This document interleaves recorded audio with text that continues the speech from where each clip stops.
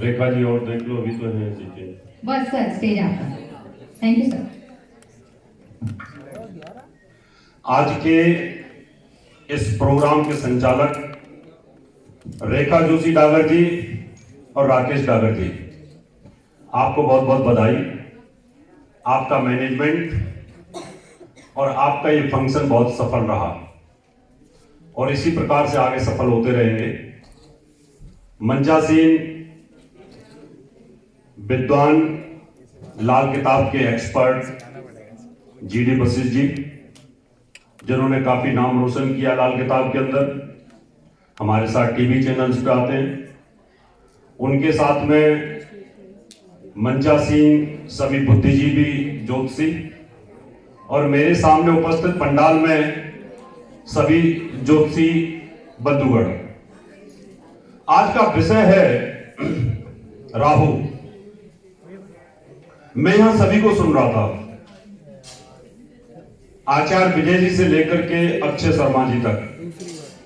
अक्षय शर्मा जी काफी विद्वान है, लेकिन तबीयत ठीक ना होने के कारण आज उनको बोलने में थोड़ी तकलीफ हो रही थी। इन सम्मेलनों का एक फायदा है कि आप जब कोई बोलता है विद्वान, तो आपके अंदर कुछ इच्छाएं होती है, जागृत होती है, पूछा जाए और फिर उनका निवारण हो। आए, बोल के चले गए, आपने सुना, आपके दिल में ऐसा लगा कि मेरे साथ ऐसा नहीं हो रहा जो यहां बोला गया मंच पर, तो you have to right to ask the person जो यहां से बोल रहा है। पहली बात, जो यहां मंच पर हम शेयर करते हैं हम लोग, तो हमारे पास ये राइट होना चाहिए, आप लोगों के पास ये राइट होना चाहिए कि आप पूछ सके।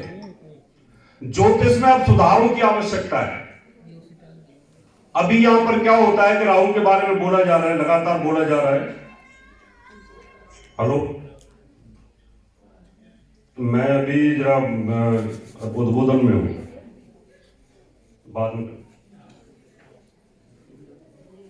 तो उस समय पर आपको यह ध्यान रखना होगा कि आपकी जिज्ञासाएं खत्म नहीं होती, जिज्ञासा मेरी भी खत्म नहीं होती है। मैं मंच पर बैठा हूं तो इसका मतलब ये नहीं है कि मैं सर्वश्रेष्ठ विद्वान हूं।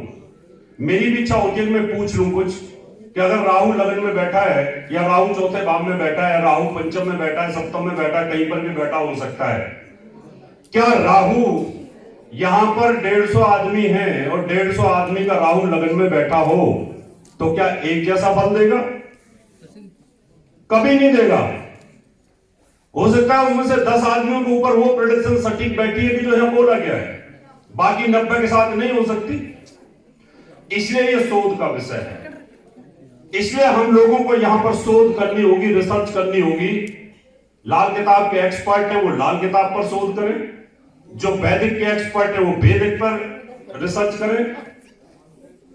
मैं अभी यही सोच रहा था, अभी अक्षय शर्मा जी कह रहे थे, हमारे बड़े भाई हैं, कि भाई चौथे राहु अगर बैठा है तो उसकी गाड़ी खराब रहेगी।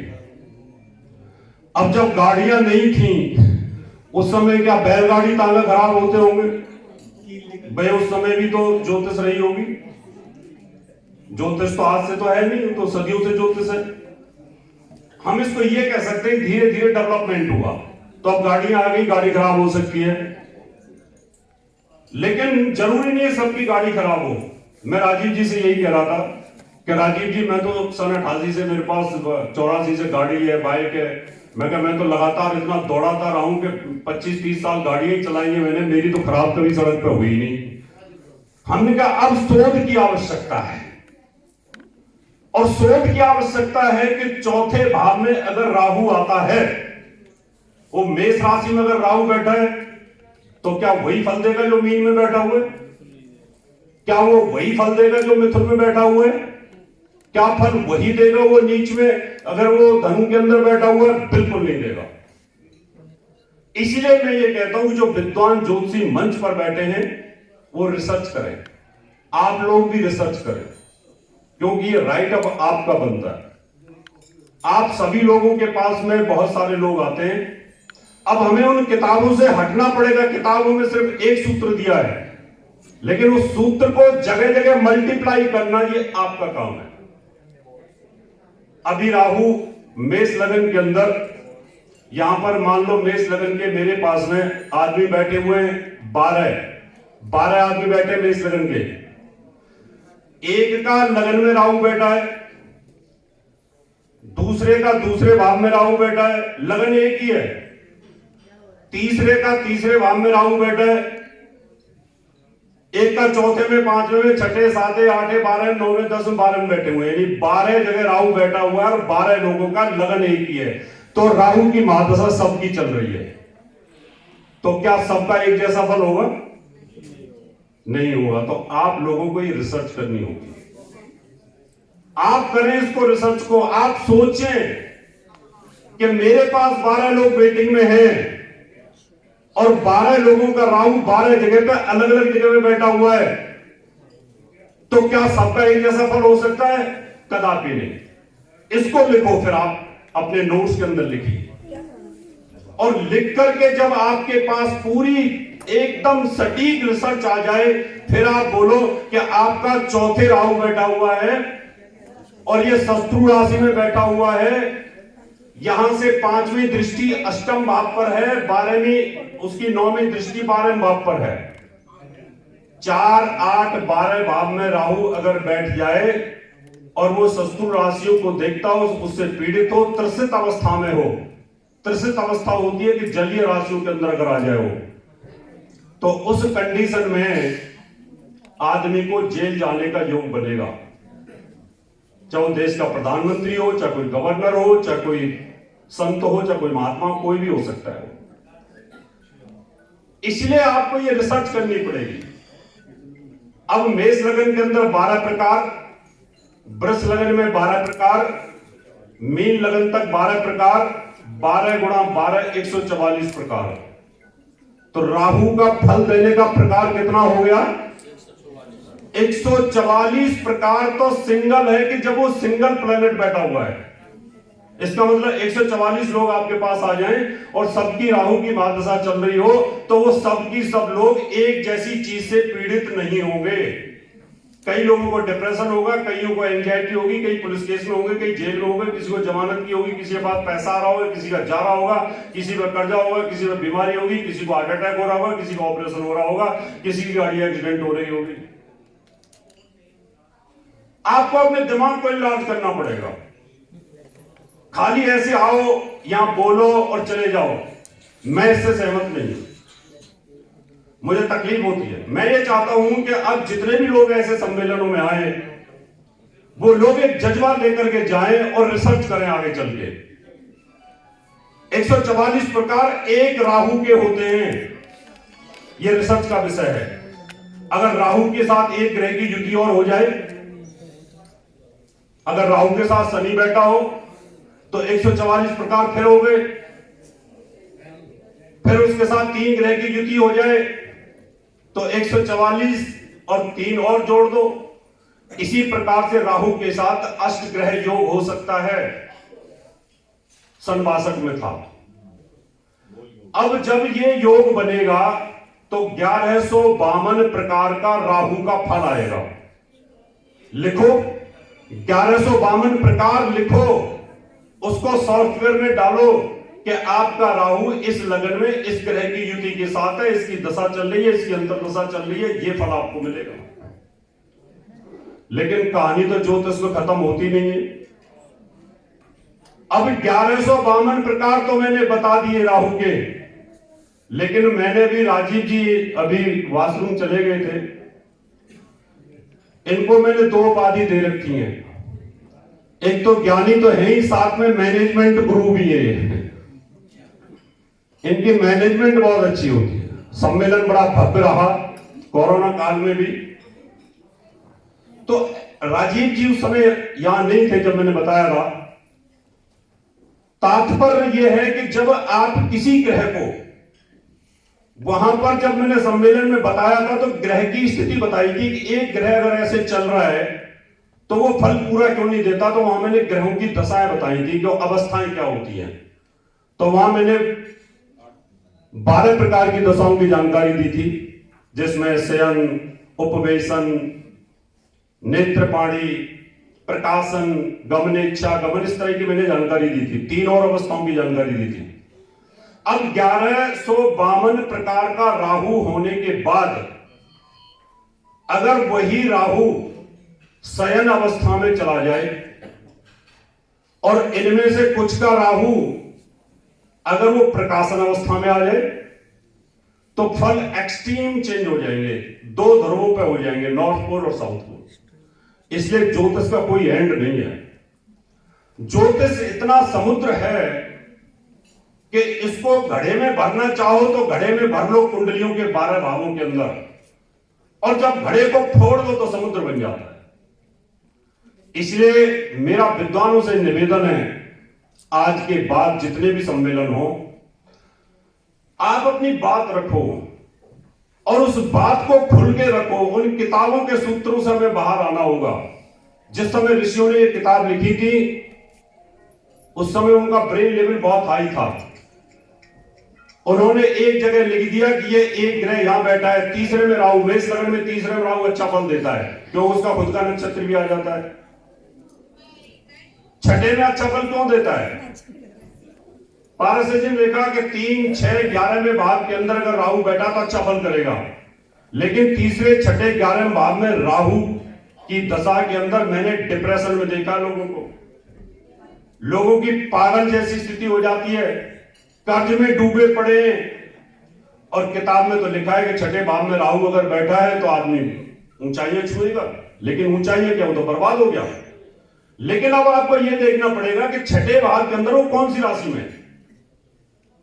अब मेष लगन के अंदर अगर मैं राहु को घुमाना शुरू करूं, राहु की स्थिति के बारे में सबने बता दिया कि राहु छाया ग्रह है, अंधकार प्रिय है, जैसी राशि में बैठता है उसका फल देता है, जिस ग्रह के साथ बैठता है उसका ग्रहण दे देता है। यह सच है। राहु बुरा है, केंद्र में अच्छा फल देता है, त्रिकोण में भी अच्छा फल देता है, ऐसा लिखा है किताबों में, लेकिन ये जरूरी नहीं है।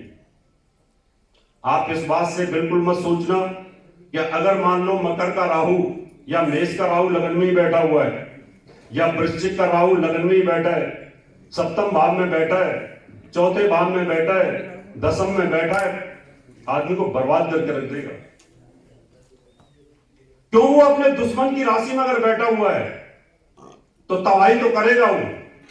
मेष के अंदर अगर राहु लगन में बैठा है तो उसकी दृष्टि पंचम सूर्य की राशि पे आएगी, सप्तम दृष्टि तुला पे आएगी, सप्तम भाव पर, और उसकी 9वीं दृष्टि धनु पे आएगी। तो क्या लगन में बैठे हो राहु का फल लगन तक ही सीमित हो जाएगा? नहीं होगा। उस लगन के राहु का दुष्परिणाम पंचम भाव पर भी होगा। उस लगन के बैठे हुए राहु का प्रभाव सप्तम भाव पर भी होगा उसकी दशा में, और उसका भाग्य स्थान पर भी होगा। इसलिए आप लोगों से मेरा सिर्फ एक ही निवेदन रहेगा, हमेशा उसको इनलार्ज करो, इनलार्ज करो और इनलार्ज करो, थोड़ा और फैलाओ उसको, और फैलाओ। जितना फैला दोगे उतना फल रिजल्ट आएगा। इसलिए मेष लगन हो और राहु की महादशा चल रही हो तो राहु की महादशा में पहले 1 नंबर को पीड़ित करके बैठा है, 1, 5, 9 अग्निकारक लगन हो, राहु 1, 5, 9 में ही बैठा हो और सूर्य उसकी दृष्टि में कहीं गलती से आ गया तो हार्ट अटैक 3 पीढ़ी तक होता है। दादा को होगा, स्वयं को होगा और बेटे को होगा, दादा को पोते को भी हो जाएगा। अब जिनके राहु है 1, 5, 9, प्रत्यक्ष को प्रमाण की आवश्यकता होती नहीं है ज्योतिष में। जिनकी मेष लगन है, सिंह लगन है, धनु लगन है, जिनके सूर्य राहु की युति है, उनको हार्ट की प्रॉब्लम बनेगी या बन चुकी होगी। जिनका सूर्य पीड़ित हो जाएगा तो उनको एक प्रॉब्लम आएगी, उनके फादर को होगी, फादर को आने के बाद फिर स्वयं को होगी, फिर उनके बेटे को भी हो जाएगी, क्योंकि तीनों पीढ़ियों पर उसका ट्रायंगल बन रहा है, लिंक बन रहा है। अब बहुत सारे तो राहु को मानते ही नहीं है। अब विद्या सबकी अलग अलग है। अब मैं लाल किताब का विरोध नहीं कर सकता क्यों लाल किताब भी एक्सपर्ट है, केपी का भी नहीं बोल सकता क्यों केपी अपने आप में एक्सपर्ट है। हर एक विद्या अपने आप में कुछ ना कुछ लेके बैठी है, क्योंकि ऋषियों की देन है, तो उन पर उंगली उठाना तो उचित नहीं, लेकिन हम लोग कम से कम उस पर रिसर्च तो कर ही सकते हैं। इसलिए ध्यान रखें, राहु चमत्कारी जरूर है, क्योंकि उसके दिमाग में चमत्कार है। राहु के दिमाग में बेईमानी है, क्योंकि बेईमानी से ट्विस्ट किया था उसने। राहु के अंदर छल कपट है, ये सच है। तकलीफ देता है, जिद्दी है, क्योंकि उसने वो काम किए हैं। जिसने वो काम किए हैं तो कुंडली में तो वो काम करेगा। इसका मतलब ये रहा कि अगर आपकी मेष लगन है, लगन में राहु बैठा हो, पंचम में राहु बैठा हो, सप्तम में बैठा हो या नवम में बैठा हो और फिर यहां पर युति आएगी, तो इन तीनों जगहों पर राहु की महादशा में एक जैसा फल नहीं होगा। ये ध्यान कर लो। अगर आपके लगन में बैठा है तो आपको सिर में तकलीफ दे रहा है, चोट दुर्घटना दे रहा है, आपको हार्ट की प्रॉब्लम क्रिएट कर रहा है, लेकिन वैवाहिक जीवन को खराब तो नहीं करेगा, क्योंकि वो मित्र के घर को देख रहा है और तुला राशि को देख रहा है। अब जिसको तकलीफ हो आध्यात्मिक तरीके से, अगर मान लो मुझे तकलीफ है, मैं बीमार हूं, तो उस समय सबकी इमोशंस मेरे साथ हो जाती है, तो उस समय वैवाहिक जीवन भी अगर खराब चल रहा हो तो वही पॉजिटिव हो जाता है, तो कहीं ना कहीं पत्नी की सेवा के लिए सामने आ ही जाती है। इसलिए दूसरे भाव के अंदर अगर बैठ जाए, धन भाव पर बैठा है, परिवार के अंदर बैठा है, अपने मित्र के घर में बैठा है, वहां से उसकी दृष्टि छठे भाव पर है, पंचम दृष्टि, वहां से उसकी मकर राशि को देख रहा है। 1 नंबर की राशि मंगल की, 8 नंबर की वृश्चिक मंगल की और 10 नंबर शनि की। इन राशियों से इसको खास नफरत है। अब शनि से इसको क्या नफरत हो सकती है? शनि तो इसका दोस्त है, राक्षस है, वो भी राक्षस रूप में है, लेकिन नफरत यह है कि जब विष पीने की बात आई उस समय राक्षसों ने इसका साथ दिया नहीं ज्यादा, इसकी गर्दन काट दी।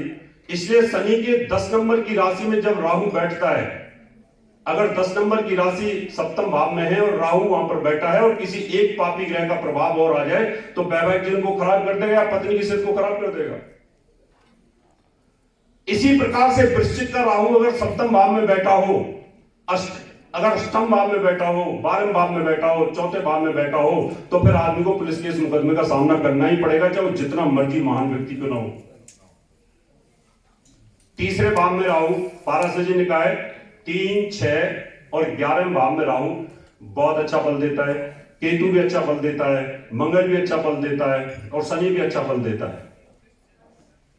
लेकिन ये जो फल हैं, इनको मैं अगले किसी एक टॉपिक में लेने वाला हूं, लेने वाला तो आज ही था, लेकिन आज मुझे यहां पता चला टॉपिक राहु का है। हम जो गोचर का फलादेश करते हैं वो चंद्रमा से करते हैं। चंद्र लगन से पारस जी ने कहा है कि तीसरे, छठे, 11वें भाव में सूर्य, मंगल, राहु, शनि, केतु अच्छा फल करते हैं, चंद्र लगन से करते हैं। लगन से क्या होगा?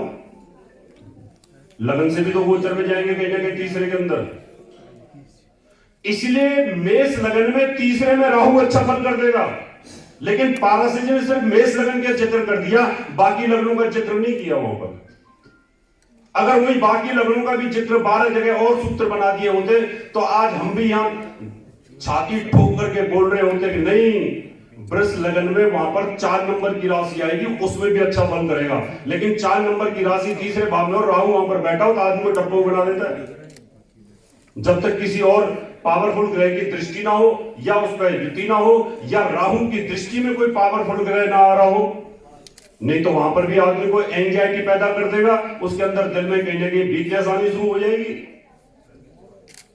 इसलिए आप लोगों को यह देखना है कि सूत्र एक है कि तीसरे भाव में राहु अच्छा फल देता है, लेकिन नहीं देता।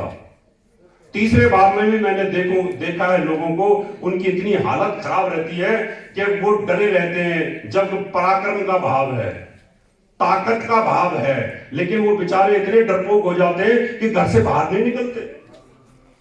और राहु की दशा में इतने डेयरिंग हो जाते हैं वो लोग कि वो गोलियां चलाते हैं, आतंकवादी हो जाते हैं। ये क्या फर्क हो गया? एक तीसरे भाव के अंदर अगर ऐसी राशि आ जाए जिसमें वो त्रसित अवस्था में चला जाता है तो आदमी को डिप्रेशन आता है। और वहीं पर अगर आक्रामक राशि कोई आ जाए, अग्नि तत्व राशि आ जाए, पृथ्वी तत्व की राशि आ जाए तो बहुत बोल्ड हो जाता है। तो आपको इन चीजों को दिमाग में रखना पड़ेगा। अब चौथा भाव आ गया, चौथे भाव में 4 नंबर की राशि आएगी मेष लगन के अंदर। अगर यहां पर राहु बैठा हुआ है, चंद्रमा के साथ उसका ग्रहण योग है, तो आदमी को बैठे बैठे डर लगता रहेगा। अब मैंने कहा चौथे में राहु बैठे तो डर लगता रहेगा, लेकिन मेरी बात ये सच नहीं है। ये सिर्फ खास राशियों में होगा, खास राशियों में। और यहीं पर अगर बोल्ड राशि आ जाए तो आदमी के अंदर क्रूरता आ जाएगी। वही राहु क्रूरता पैदा कर देगा और वही राहु आपको फिर इतना शूटर बना देगा कि आप सोच भी नहीं सकते। क्यों? कि मन के ऊपर जो थॉट प्रोसेस है, जो मन को हम सोचते हैं, उसके ऊपर क्रूरता का प्रभाव आ रहा है। इसलिए चौथे शनि आ जाए, चौथे राहु आ जाए, तो ऐसे आदमी फाइनेंस के मामले में ब्याज ये बहुत तगड़े हो जाते हैं। ब्याज का काम करेंगे, फाइनेंस का काम करेंगे। क्यों?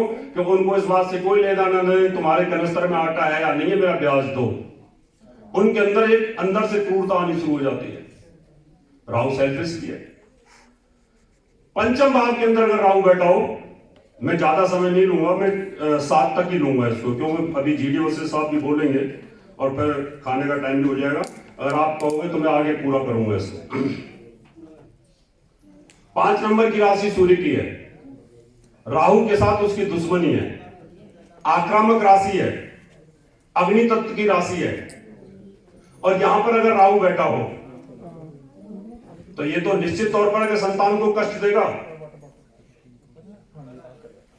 लेकिन ये श्योरिटी नहीं, जो मैं कह रहा हूं वो श्योरिटी नहीं है। अगर राहु की युति में कोई दूसरा ग्रह आ गया तो संतान की प्रोग्रेस भी कर देगा। शुभ ग्रह अगर देखते हैं कहीं से भी तो भी प्रोग्रेस कर देगा।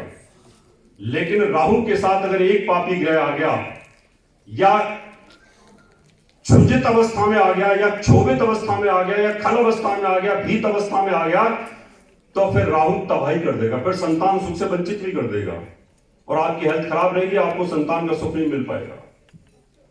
इसलिए जब भी आप कुंडली को देखोगे तो उस समय यह देखो कि राहु की जो पोजीशन है वो कौन सी राशि में है, कौन से ग्रह को देख रहा है और कहां इसका नेगेटिव इफेक्ट आ रहा है। और ये अवस्थाएं जो होती हैं, इसका बल क्या है, बल के बाद अवस्थाएं देखिए। ये जरूरी नहीं है कि पहलवान आदमी हमेशा पहलवानी की अवस्था में रहता है। कई बार पहलवान जब सो के लगता है, कोई छोटा सा बच्चा टोला मार के भाग जाता है और उसकी उठने की हिम्मत नहीं होती। इसलिए जब ये ग्रह फुल बलवान होकर के सड़बल में बली होने के बावजूद भी आलसी हो जाते हैं। आप देखें कि सूर्य बहुत बलवान है, लेकिन 0 से 10 अवस्था सुबह सुबह उदय हो रहा होता है। हम आराम से आंखें देख करके सूर्य को देख लेते हैं, हमारी आंखों में कुछ नहीं होता, हम आराम से देख लेते हैं उसको। लेकिन जैसे ही वो 10 बजते हैं, 10 बजने के बाद फिर उसको देखना मुश्किल होता है। ऐसे 0 से 10 डिग्री, 10 से 20 डिग्री, 20 से 30 डिग्री, फिर शाम को देख सकते हैं उसको। तो सूर्य अपना परिवर्तन कर रहा है डिग्री के लिए, ऐसे राहु भी डिग्री के लिए परिवर्तन करेगा कि अगर उसकी फुल पावरफुल अवस्था में है और वो अपनी दीप्त अवस्था में है, अपनी गर्भित अवस्था के अंदर है, तो उसके फुल फल आ जाएंगे। 12 आदमी हैं, 12 आदमी की राहु की दशा चल रही है और एक का राहु बहुत कमजोर है, दूसरे का उससे ज्यादा बलवान है और तीसरे का फुल अवस्था में और फुल बलवान है। वो व्यक्ति देश का प्रधानमंत्री बन जाएगा, बाकी गांव का प्रधान रह जाएगा। हमारे बीच में हमारे विद्वान पंडित ज्योतिष के धुरंधर अक्षय शर्मा जी बैठे थे। अक्षय शर्मा जी बोल के भी गए, बहुत अच्छा बोलते, नो डाउट। उन्होंने कहा 10 में राहु बैठा हो तो मिनिस्टर जरूर बनेगा, और 10 में राहु कोई बैठा हो तो गांव का प्रधान ही बन जाए, बड़ी मुश्किल से मेंबर बनता है, काउंसिलर ही बन पाता है। क्यों? कि मिनिस्टर बनने के लिए फिर उसकी बलवानता कहां जाएगी, उस ग्रह का बल कहां जाएगा, उस बल को भी हमें देखना होगा। क्या मिनिस्टर बनने लायक उसके पास बल है? अगर मिनिस्टर बनने लायक उसके बल है तो आप बेझिझक बोल दो 10 का राहु आपको मंत्री बनाएगा। ये फुल बली है, दीप्त अवस्था में, गर्भित अवस्था में, 15 डिग्री का है और नवांश में भी ये इस राशि के अंदर है, वर्गोत्तम है। आपको देखना तो होगा ना कि चर अवस्था में, दुस्वावस्था में या वो स्थिर अवस्था में, और उस कंडीशन में अगर वो नवांश में भी वर्गोत्तम है तो फिर मिनिस्ट्री को कोई नहीं रोक सकता। कई पूछने आते हैं मैं मिनिस्टर बन जाऊंगा, एमएलए की टिकट मिल जाएगी। हमने कहा जाओ, मिल जाएगी, तुम्हें कोई नहीं रोक सकता। और वो मिनिस्टर बनता है, ऊंचाइयों को छूता है।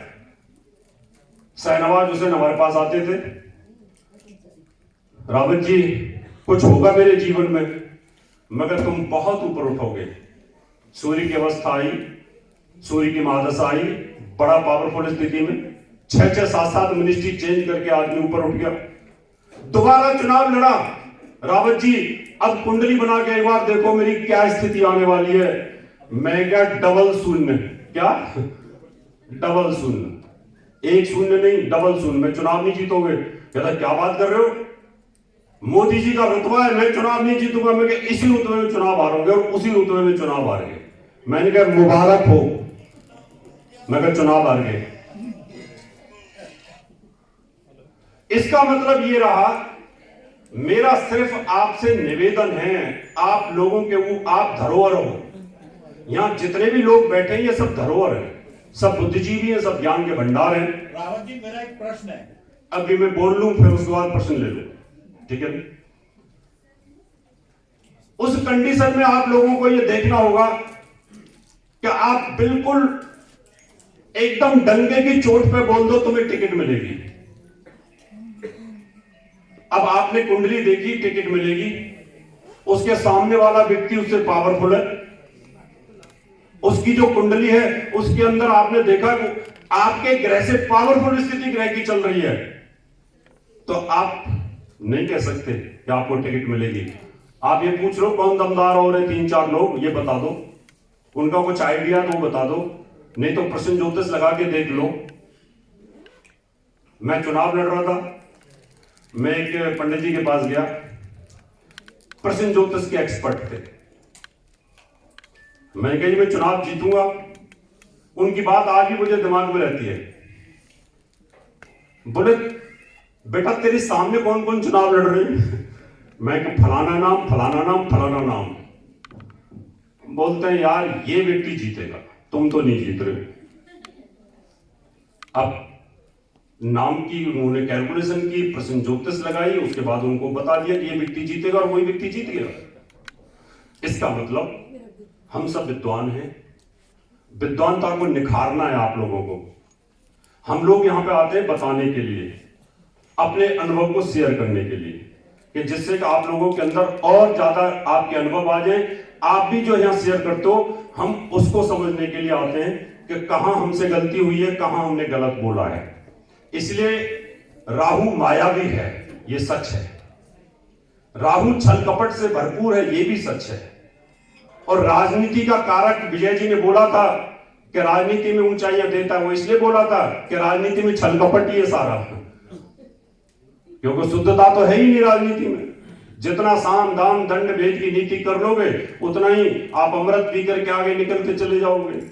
राजनीति ऐसे थोड़ी एक छाया ग्रह को मिल सकती है, उसका अपना अस्तित्व तो नहीं है, लेकिन फिर भी उसके पास राजनीति है, क्योंकि उसने अपनी राजनीति छल कपट के बल पर अपने को ब्रह्मांड में स्थापित करा लिया विष्णु जी से। इसलिए राहु जो होता है अलग अलग लग्नों में 1152 उसके प्रकार हैं। उन 1152 के अंदर भी उसकी डिग्री उसको जरूर देखिएगा। ग्रह की 36 अवस्थाएं होती हैं। 36 अवस्था में राजीव जी के प्रोग्राम में, सम्मेलन में जो बड़ा अच्छा था, उसमें मैंने 15 अवस्थाओं की जानकारी दी थी। आगे जब जरूरत होगी मैं उनकी भी जानकारी दूंगा। अब आप अपना प्रश्न पूछ सकते हैं, किसी की जिज्ञासा हो। अभी राहु से संबंधित ही रहना, इधर उधर भटकोगे तो फिर सब भटक जाएगा मामला। राहु से संबंधित ही है जी। आपने बहुत अच्छी बातें कही है, धन्यवाद। आपने अवस्थाएं भी बताई जो बिल्कुल ठीक है। क्या इसमें कंसिडरेशन मूल त्रिकोण राशि की नहीं होनी चाहिए? बैठिए। पहली बात। दूसरी बात यह कि जो जैमिनी जानते हैं, मेरा उनसे प्रश्न है कि राहु को उसमें क्यों नहीं शामिल किया गया? ठीक है भाई, दोनों में लूंगा, दोनों प्रश्न लेता हूं। ये दो प्रश्न जो है। आपका शुभ नाम? अरुण कुमार शर्मा। शर्मा जी, मैं दोनों प्रश्न लेता हूं। पहले प्रश्न का जवाब देता हूं आपका। मूल त्रिकोण क्या लेना चाहिए कि नहीं लेना चाहिए? जो षडबल होता है, षडबल जिसमें स्थान बल, दृष्टि बल, दिग्बल, काल बल, चेष्टा बल, नैसर्गिक बल। षड बल के अंदर स्थान बल होता है और स्थान बल में त्रिकोण बल होता है। इसलिए ग्रह का जो षड बल कैलकुलेट होता है उसमें मूल त्रिकोण आ जाती है। सर मेरा प्रश्न ये है कि मूल त्रिकोण राशि किसी भी ग्रह की बली होती है, उच्च का उतना फल नहीं होगा जितना मूल त्रिकोण का होगा। ठीक है, आपकी बात गुरु की दृष्टि हो गई, ठीक है, ठीक तो है। क्या होगा? आपका कहने का मतलब है जो मूल त्रिकोण राशि है उसको काउंट करना चाहिए। यस। लेकिन कभी कभी मूल त्रिकोण राशि ऐसी जगह पे आ जाती है कि वहां उनके बल शून्य हो जाते वो हैं। तो स्थान की बात है। इसलिए मैंने कहा कि जो षडबल होता है उस षडबल में मूल त्रिकोण, स्थान बल, उच्च का बल, स्वराशि का बल, मुदित फल ये आ जाते हैं। अब आते हैं हम दूसरी बात के ऊपर कि जैमिनी की बात के ऊपर आते हैं। उसमें कहा गया है कि भाई राहु केतु को नहीं लिया गया, अष्टक वर्ग में भी राहु केतु को नहीं लिया गया, क्योंकि ये सच है कि जब हम मां के गर्भ में होते हैं उस समय पिंड अवस्था में होते हैं तो हमें 7 ग्रह प्रभावित करते हैं, राहु केतु प्रभावित नहीं करते, और लगन प्रभावित करती है जो शरीर के साथ होती है। इसलिए उसमें लगन को भी लिया गया है और अष्टक वर्ग में भी लगन को लिया गया है। भौतिक पिंड न होने के कारण ऋषि जैमिनी जी ने इस बात को समझा कि ये मात्र कारक अकारक हो ही नहीं सकते, भात्र कारक ये हो ही नहीं सकते, क्योंकि भौतिक पिंड नहीं है। दैट इज वाई उनको साइड पे कर दिया। अष्टक वर्ग का भी अगर प्रश्न आएगा तो वो हम लेंगे आगे। और किसी को कुछ पूछना है तो बताएं। उसमें जैमिनी ने एक प्रश्न और है कि जब कोई ग्रह युद्ध में होता है तो ग्रह युद्ध होता है, स्टार वार होता है, तो उसके बाद राहु को लिया जाता है, क्योंकि 2 ग्रहों को एक स्थान नहीं दिया जाता। समझ गया, मैं समझ गया। एक स्थान को 2 ग्रह नहीं दिए, मैं समझ गया। स्टार वार जो होता है उसकी मैं जानकारी आपको देता हूं, उसमें राहु को और केतु को क्यों लिया जाता है। ये एक ग्रह है, ये 180 डिग्री पे चल रहा है, इसके सामने एक ग्रह और आ गया, इसके सामने एक ग्रह और आ गया, 3 ग्रह एक साथ आ गए और तीनों ठंडे ग्रह आ गए, जलीय ग्रह आ गए, तो ओले पड़ना शुरू हो जाएगा। अब इसी के अंदर एक की छाया दूसरे को काटेगी, इसलिए स्टार वार में बिना छाया के न ग्रहण आता है, न चंद्र ग्रहण आता है, न सूर्य ग्रहण आता है, और ना ही इन राहु केतु के बिना ग्रहों का युद्ध काउंट होता है, क्योंकि जब ये एक दूसरे की गतियों में चलते हैं, अतिचार गतियों में चलते हैं, स्तंभन गतियों में चलते हैं, कुछ स्तंभन में चलते हैं, तो उस समय पर ये पंचांग वाले कैलकुलेट करते हैं और उसको फिर बताते हैं कि स्टार वार होने वाला और ये स्थिति आने वाली है। जैसे कि हमारे महाराज जी ने कहा था कि 2021 ऐसा जाएगा, वैसा जाएगा, इस तरह से होगा, तो वो कैलकुलेशन तो इसी के ऊपर डिपेंड करती है। अभी 2019 में जब हम टीवी के ऊपर बैठे थे उस समय ग्रहण के ऊपर चल रहा था, वो 96.5% का ग्रहण था, तो हमने कहा था कि बहुत बड़ी महामारी इसकी आएगी और पृथ्वी त्राय कर देगी, लेकिन हमें यह नहीं पता था कोरोना आएगा। इतना पता था पृथ्वी दूषित होगी, प्रभावित होगी। क्यों? कि उस समय ओजोन परत ऐसी टूट गई थी, उस समय पर 5 घंटे कुछ मिनट 56 मिनट का वो ग्रहण था। तो इस वजह से शर्मा जी ये सब चीजों को हमें कैलकुलेशन करना चाहिए। आंशिक जवाब दिया आपने, पूरा उत्तर नहीं दिया। मैं परिस्थिति दे रहा हूं आपको कि जब 2 ग्रह एक ही डिग्री पर आते हैं, अंशों में समान होते हैं, तो वहां महर्षि जैमिनी ने कहा है कि अब राहु को लिया जा सकता है। देखिए मैंने आपको जवाब दिए हैं, आपने ये प्रश्न तो पूछा ही नहीं कि सेम डिग्री पे आते हैं। सेम डिग्री पे मैंने बात की है सर। नहीं, आपने ये कहा था कि राहु और केतु को उस समय काउंट किया जाता है, जब स्टार वार आता है तो उस समय काउंट होता है और स्टार वार की बातें होती हैं, ठीक है ना। और फिर सबसे बड़ी बात है कि मैं जैमिनी की बातें नहीं कर रहा, मैं यहाँ वैदिक पाराशर जी की बातें कर रहा हूँ, इसलिए उनसे संबंधित कोई प्रश्न हो तो और पूछ सकते हैं कोई भी व्यक्ति। क्यों? चलिए बहुत बहुत धन्यवाद। अब मैं आगे जो वक्ता हमारे आएंगे उनका स्वागत, और आप सबने बड़े ध्यान के साथ सुना, आपका भी बहुत बहुत धन्यवाद।